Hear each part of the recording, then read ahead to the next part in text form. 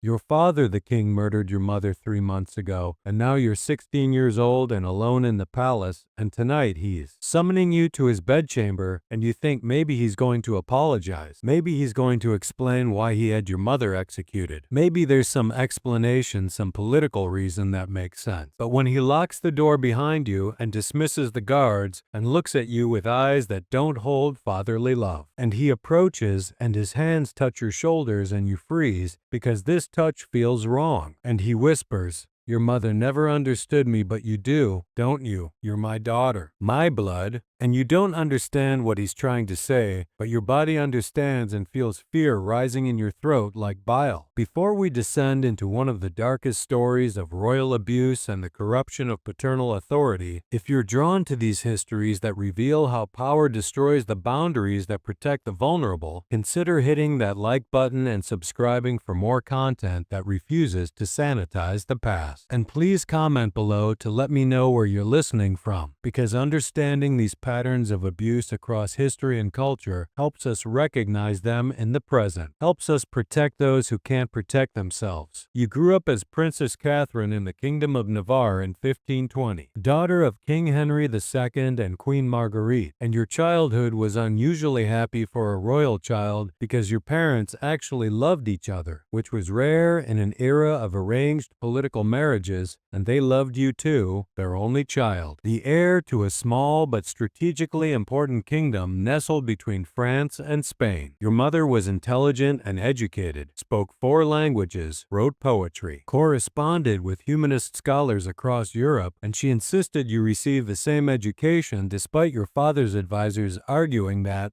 excessive learning would make you unmarriageable, would make you question authority and forget your place. Your father seemed normal during those early years, a capable if unremarkable king who administered justice fairly and maintained his kingdom's independence through careful diplomacy, playing France and Spain against each other, ensuring neither could absorb Navarre into their expanding empires. He was affectionate with you in appropriate ways, would let you sit in his lap during council meetings when you were small, would explain the maps and treaties and complicated alliances, would test your memory by asking you to recite the names of neighboring lords and their family connections, seemed proud when you remembered everything perfectly. But there were signs you didn't understand as a child, moments when your mother would stiffen when your father's hand lingered too long on her waist, times when she would insist on accompanying you everywhere even when you didn't need her, occasions when she would send you away abruptly if your father came to the family quarters drunk, and once when you were 12 you heard them arguing late at night, your mother's voice sharp with anger saying, "She's a child, she's your daughter," and your father's response too quiet to hear, and the next morning your mother had a bruise on her face that she claimed came from a fall. As you grew older and your body started changing, developing from child to young woman, your father's behavior shifted in ways that made you uncomfortable without quite understanding why. Comments about how beautiful you were becoming, how you looked just like your mother did when he first met her, how any man would be lucky to have you, and his hands would rest on your shoulders during formal dinners, would guide you by the small of your back through palace corridors, touches that technically weren't inappropriate but felt wrong somehow, felt like they meant something beyond fatherly affection. Your mother noticed and her protectiveness intensified. She stopped leaving you alone with your father, always ensured a servant or tutor was present, started discussing potential marriages for you even though you were only 14, started pushing for an engagement that would send you away to another court, and your father resisted, said you were too young, said he wouldn't let his only daughter leave him so soon, said there was plenty of time for marriage later, and the tension between your parents grew until it filled the palace like smoke. Everything collapsed when you were 15, just months after your last birthday, when your father announced that Queen Marguerite had been arrested for treason, for conspiring with France to overthrow him and place a French puppet on Navarre's throne. And he had evidence, letters written in her hand detailing the plot, testimony from servants who'd witnessed secret meetings, and he called an emergency session of the nobility to judge her. And they found her guilty within hours because who would dare oppose the king's evidence, who would risk being labeled co-conspirators? You were allowed to see her once before the execution, a brief visit in her cell, and she held your face in her hands and said things you didn't fully understand, said she was sorry, said she'd tried to protect you, said you must be strong and remember who you are. And most strangely, she said, don't believe what he'll tell you about me. Don't believe I betrayed the kingdom. The only thing I was guilty of was trying to save you. And you asked save you from what? But the guards came and took her away before she could explain. They executed her the next morning in the palace courtyard, beheading, and your father made you watch. Insisted that as heir you needed to learn that treason had consequences even for those you loved. And you stood on the platform beside him while they brought her out. And she looked at you one last time with eyes full of love and sorrow. And the sword fell and you tried to look away, but your father's hand on your shoulder held you in place, forced you to watch as your mother's head rolled across the cobblestones. The grief was overwhelming, made worse by not understanding, by the contradiction between the mother you'd known who'd loved Navarre and would never betray it, and the evidence your father presented that seemed irrefutable. And you retreated into your chambers, refused food, cried until no tears remained. And your father came to comfort you, sat beside your bed, stroked your hair, said he knew this was hard, but you'd understand someday, said your mother had been sick, had been influenced by bad people, said he'd had no choice but to do his duty even though it broke his heart. For 3 months you grieved and your father was attentive, visiting your chambers daily, ensuring you ate, encouraging you to resume your studies and activities, and his attention felt supportive at first, felt like a father trying to help his daughter through trauma. But gradually it shifted into something else, something that made your skin crawl. Visits that lasted longer, touches that lingered, comments about how much you'd matured, how you were becoming a woman, how you looked so much like your mother, and you started to feel uncomfortable, but told yourself you were being paranoid, told yourself he was just being affectionate, told yourself grief was making you see things that weren't there. 3 months after your mother's execution, your father summons you to his private chambers late at night. And this isn't unusual. He's called you there before for private conversations, for discussions about your education or your future, but tonight something feels different. The guards don't meet your eyes as they open the door, and when you enter your father is alone. No advisors or servants, just him sitting by the fire wearing his sleeping robe, and he smiles when he sees you and gestures for you to sit beside him. He starts talking about your mother, about how much he misses her despite what she'd done, about how lonely he is now, about how hard it is to be king without a queen to share the burden,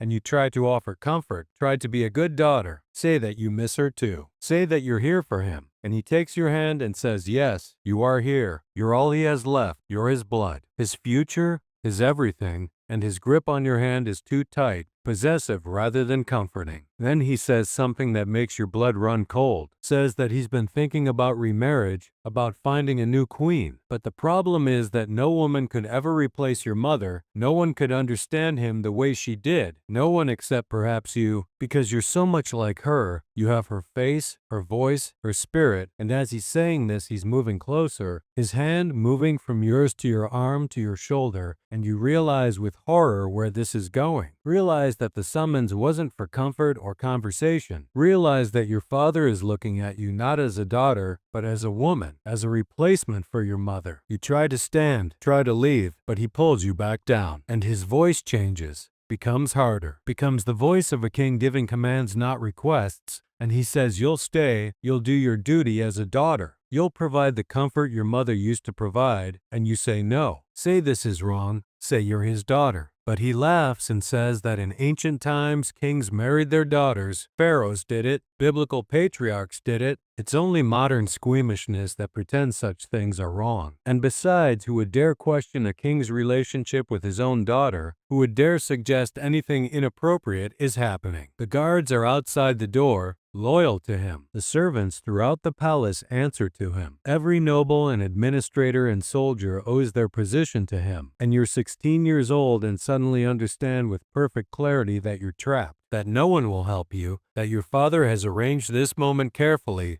has isolated you, has eliminated your mother, who is the only person who might have protected you. And whatever happens next, there's no escape, no rescue, no way out except through. In the following days, as you try to process what happened, try to understand how your father could cross that boundary, how the man who raised you could violate you. You start seeing your mother's execution in a different light. Start questioning the narrative your father presented about her treason. You remember her final words in the cell, "Don't believe what he tells you about me." The only thing I was guilty of was trying to save you. And now those words make terrible sense. Now you understand what she was trying to save you from. You start investigating quietly, carefully, talking to servants who knew your mother, finding excuses to access the palace archives where the evidence against her was stored. And the more you learn, the more the official story unravels. The letters that supposedly proved her treason are in her handwriting, but the phrasing is strange. Doesn't sound like her, and one of her ladies-in-waiting whispers that the queen had been forced to copy letters, told they were diplomatic correspondence, not knowing she was creating evidence that would be used against her. The servants who testified against her had all received lands and titles immediately after the trial, rewards for their testimony, and one of them, an old man who'd served your family for decades, is consumed with guilt, gets drunk one night, and tells you the truth. That the king offered him a choice: testify that you witnessed the queen's treason or be executed alongside her for refusing to cooperate. And he chose survival over truth and has regretted it every day since. You realize that your mother's trial was theater, that your father manufactured the evidence because he needed her gone. And the reason becomes clear now in hindsight.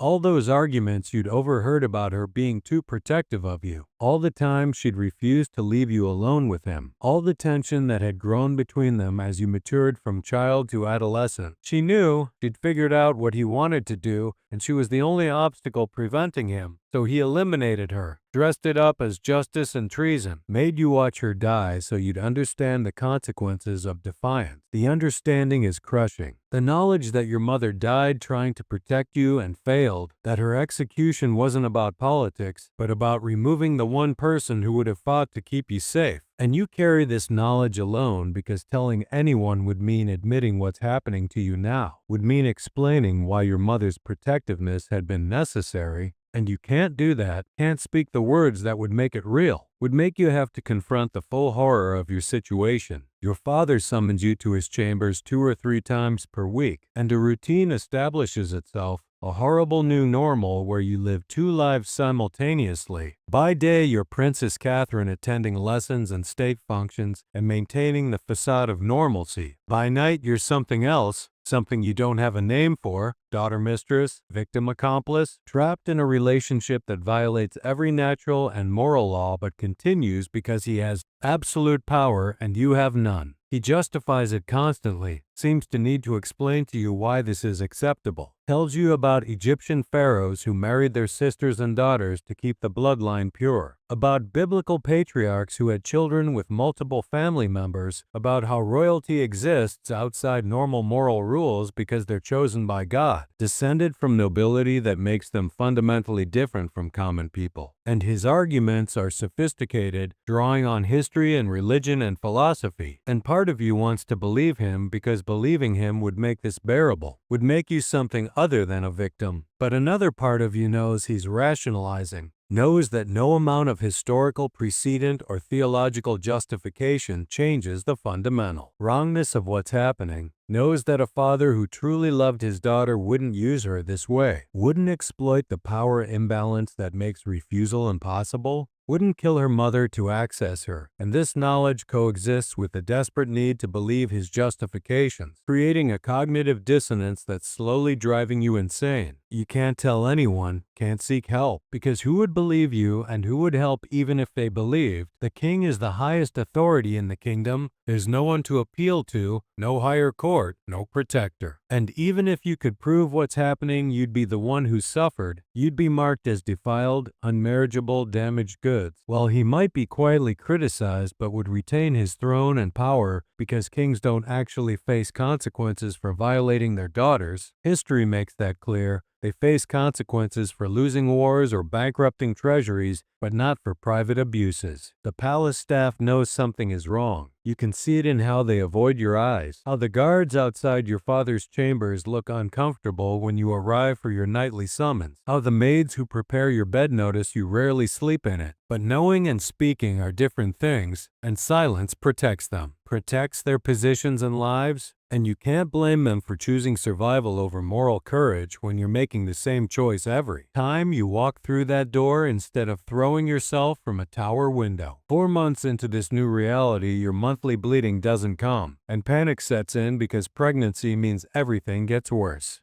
Means the abuse produces physical evidence that can't be hidden. Means decisions about what to do with a child who is both your offspring and your sibling. Means your body betraying you one more time, producing proof of your father's violations, and you don't know who to ask for help because asking means admitting what's been happening. You finally confide in an older serving woman named Agnes, who's been with your family since before you were born. And Agnes looks at you with such profound sadness and says, "I wondered, I feared, but I hoped I was wrong," and she gives you herbs, traditional remedies that might induce bleeding if you're actually pregnant or might just regularize your cycle if the absence is stress-related. And she makes you promise never to tell anyone she helped because the king would execute her for interfering. You take the herbs and wait in terror, and 3 days later the bleeding comes, and you don't know if you were actually pregnant and the herbs worked, or if it was just stress and fear disrupting your cycle.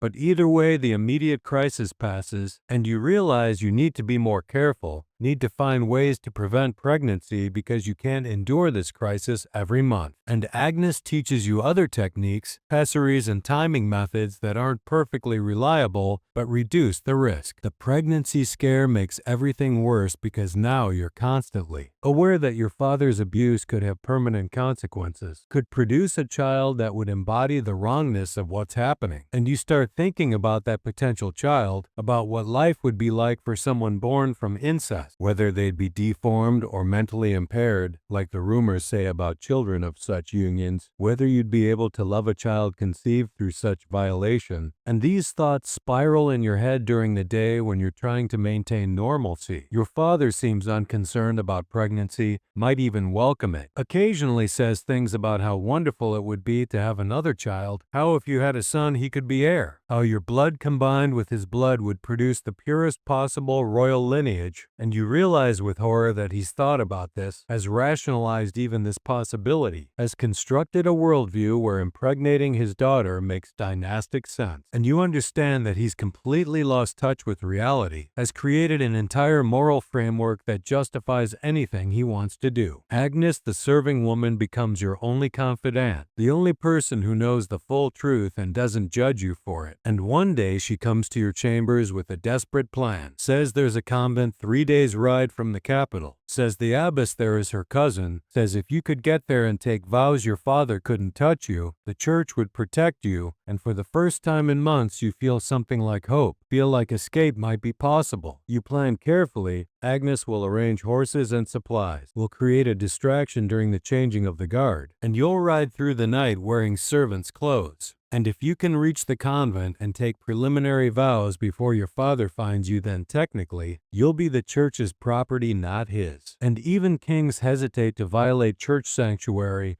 and maybe the abbess can send word to France or Spain, can create diplomatic pressure that would prevent your father from simply dragging you back. The night comes and Agnes gets you out of the palace. You're on horseback racing through darkness with one loyal servant who's agreed to guide you. And you ride for 6 hours, you're halfway to safety, you can almost feel freedom, and then torches appear ahead, blocking the road. Soldiers who've been sent after you, and you realize your father anticipated this, has probably had you watched constantly, knew about the plan before you even attempted it. They take you back to the palace and your father is waiting, and his face is calm, but his eyes are furious. And he dismisses the soldiers and closes the door and explains very carefully that you will never try this again, that Agnes has been arrested and will be executed tomorrow for kidnapping a princess, that the servant who guided you has already been hanged, that anyone who helps you will die, and if you try to escape again, he'll burn the convent. He'll kill every nun there. He'll make sure your attempt to flee costs dozens of innocent lives. And you believe him because you've watched him kill your mother. You know he's capable of anything. Agnes is executed the next morning and you're forced to watch, forced to see another person who tried to protect you die because of you. And the message is clear. Your father is saying this is what happens when you resist. This is what defiance costs. And afterward he takes you to his chambers and the abuse continues, but now it's tinged with punishment. He's rougher, crueler, needs to reassert dominance, needs to break whatever spirit the escape attempt revealed you still possess. Over the following years, something inside you breaks. Some essential resistance collapses, and you stop fighting, stop looking for escape, stop imagining a future different from the present, and you exist in a state of numb compliance, going through the motions of being princess during the day and victim at night, and everyone comments on how mature you've become, how graceful, how well you've handled your mother's death and grown into your role. Your father seems pleased with this transformation, interprets your numbness as acceptance, as finally understanding that what he's doing isn't wrong, is actually a form of love, the deepest possible connection between father and daughter, and he becomes almost tender again, less cruel, as though your broken compliance has satisfied whatever need drove the punishment phase, and somehow this tenderness is worse than the cruelty because it requires you to pretend affection, to smile and accept his touches as though they're wanted. You're 17 now and marriage negotiations begin. Your father entertaining proposals from various nobles and princes, and you feel a flicker of hope that marriage might mean escape, might mean leaving this palace and this nightmare, but your father rejects every suitable proposal, finds fault with every candidate, and you realize he has no intention of letting you go. The marriage negotiations are just theater, maintaining the appearance that you're available while ensuring no agreement is ever reached. He starts taking you to council meetings, training you in statcraft, explaining his decisions and testing your understanding, and people whisper that the king is grooming his daughter to rule. And you develop techniques for dissociation, ways of separating your mind from your body during the worst moments, retreating into memories of childhood before everything went wrong, before your mother died, before you understood what your father really was, and these dissociative episodes become more frequent. Sometimes during the day you'll lose time. Will find yourself in a different room with no memory of how you got there. Will discover hours have passed in what felt like minutes. You're 19 years old when news arrives that changes everything. Your father's brother, who'd been living in exile in France after a failed coup attempt years ago, has died, and his death means your father's position is more secure than ever, no rival claimant to worry about. And he's celebrating, hosting a feast, drinking heavily. And that night when he summons you, he's drunk and careless and says things he's never said before. Admits that he killed your mother not because she committed treason, but because she was in his way. And your mother figured it out and threatened to expose him. Says he'd wanted you for years since you were 12 or 13, had been waiting for you to mature, threatened to flee to France with you, so he had to eliminate her. Hearing him admit it, hearing the confirmation that everything you'd suspected was true, breaks through the numbness, and rage floods in. Rage that's been buried under fear and compliance for years, and for the first time since the escape attempt, you feel something other than numbness. Feel fury at what he's taken from you, at the years he's stolen, at the mother he murdered, at the future he's destroyed. And the rage is overwhelming, is terrifying in its intensity. And you look at him passed out drunk on his bed, and you see a knife on the table, and for the first time you seriously consider killing him. You pick up the knife, stand over him, think about how easy it would be. How one cut across his throat would end this, would free you, would be justice for your mother. And you hold the knife over his neck for what feels like hours, but is probably just seconds. And you realize you can't do it, not because he doesn't deserve it, but because killing him would require explaining why, would require revealing what he'd done, would require telling the world that you're not just a princess but a victim, not just a daughter but a mistress, and the shame would destroy you as surely as the knife would destroy him. You put the knife down and leave his chambers and go back to your rooms and lie on your bed, and finally, for the first time in years, you let yourself cry, really cry. Not the numb tears of grief, but the cleansing tears of rage and loss and mourning for everything you've lost. For the girl you should have been, for the life you should have had, for the mother who died trying to save you, and when dawn comes you make a decision. You can't kill him, but you can't keep living like this, so you need to find another way out, another form of escape. The solution comes from an unexpected source. A visiting diplomat from Castile mentions in conversation that his king is looking to establish stronger ties with Navarre, mentions that a marriage alliance would cement such ties, mentions that while his king is older, 53 to your 19,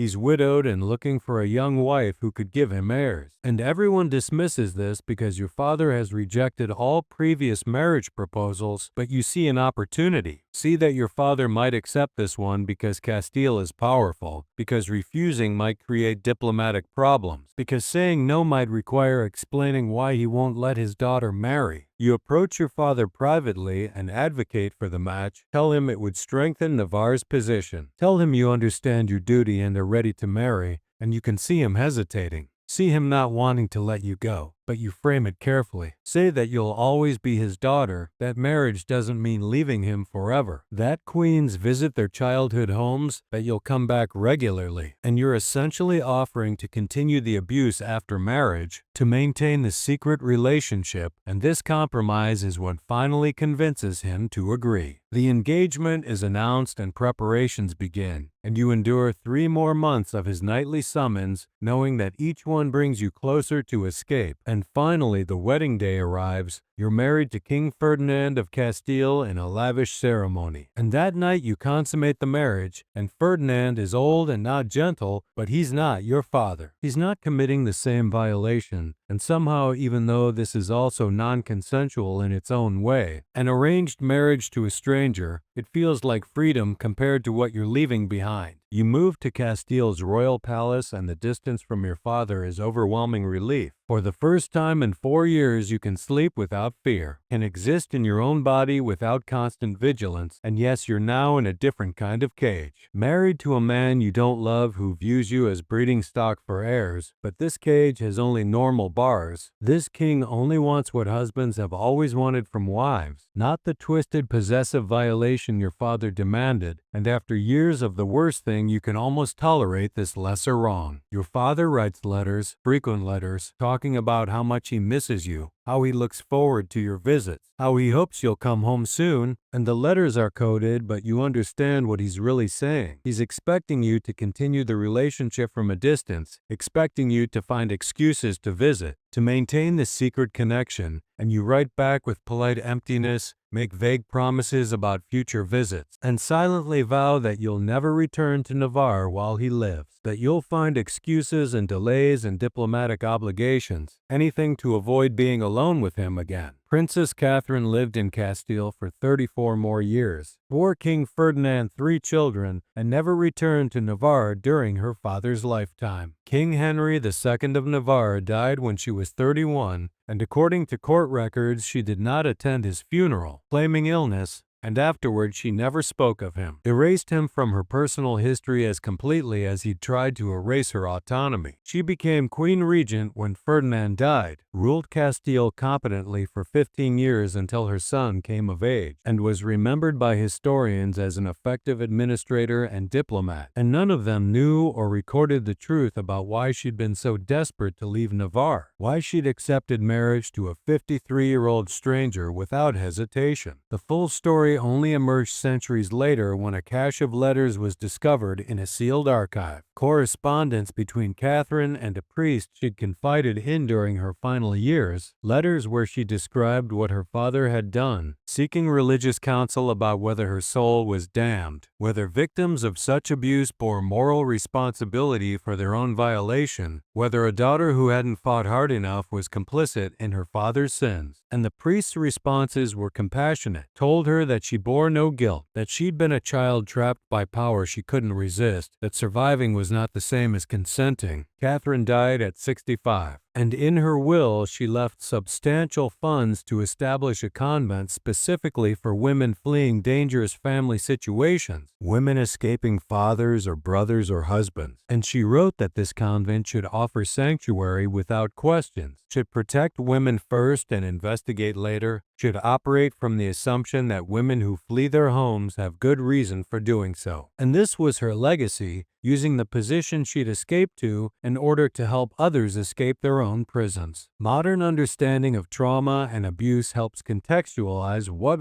Catherine experienced in ways her contemporaries couldn't articulate. She exhibited classic symptoms of complex PTSD, the dissociation she described in her letters, the inability to form close relationships even with her own children, The nightmares that persisted for decades, the sense that she died at 16 and spent the rest of her life as a ghost inhabiting someone else's body. The fact that she survived it all, that she found a way to escape and built a life afterward, represents a kind of victory, even though that victory came at tremendous cost. The question of how common such abuse was in royal families is impossible to answer because silence protected perpetrators, because victims who spoke out were punished, because families had every incentive to conceal such scandals, but the fragments that survived in letters and court records and whispered rumors suggest Catherine's story wasn't unique, just better documented than most. Absolute power corrupted absolutely, and children of powerful men were vulnerable in ways that no legal or moral framework adequately protected them from. And the few who escaped did so through luck and determination and the willingness to accept different forms of constraint in order to flee the worst violations. Catherine never fully healed from what her father did to her. The letters make that clear. She carried the damage until her death, but she found ways to live with it, found purpose in protecting others, found some measure of peace in knowing that her suffering had taught her to recognize and respond to others' pain. And perhaps that's the most that can be hoped for when trauma is inescapable.